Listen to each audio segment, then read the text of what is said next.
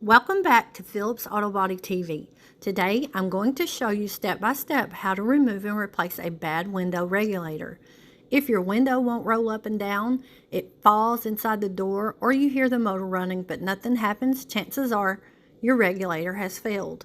This repair can save you a few bucks compared to taking it to a shop. And with a few basic tools, it's something most people can tackle in their own garage. So let's get started. The first thing you'll want to do is to remove the interior door panel.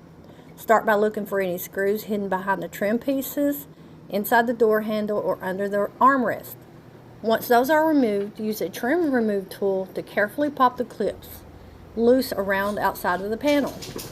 After the clips are released, lift the panel straight up and disconnect any electrical connectors or power window locks or speakers.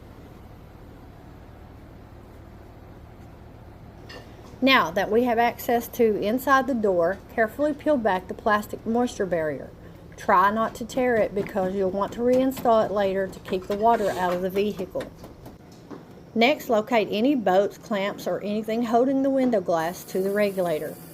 Before removing them, raise or lower the window until they're accessible through the access hose in the door.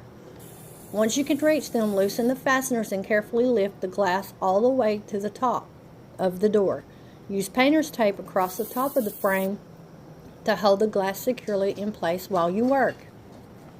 Now it's time to disconnect the regulator. Unplug the window motor.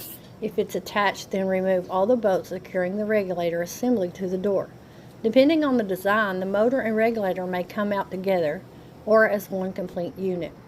Carefully maneuver the old regulator through the largest opening in the door. It may take a little twisting and turning, but it will come out.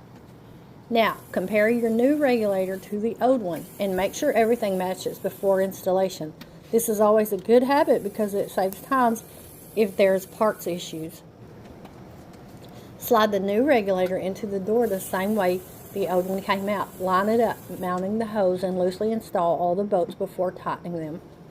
If your motor transfers over from the old regulator, install it now and reconnect the electrical connector. With everything mounted carefully, lower the window glass back into the regulator and reinstall the mounting bolts or clamps before putting the door trim panel back on. Reconnect the switch and test the window several times. Make sure it travels smoothly all the way up and down without binding or making unusual noises.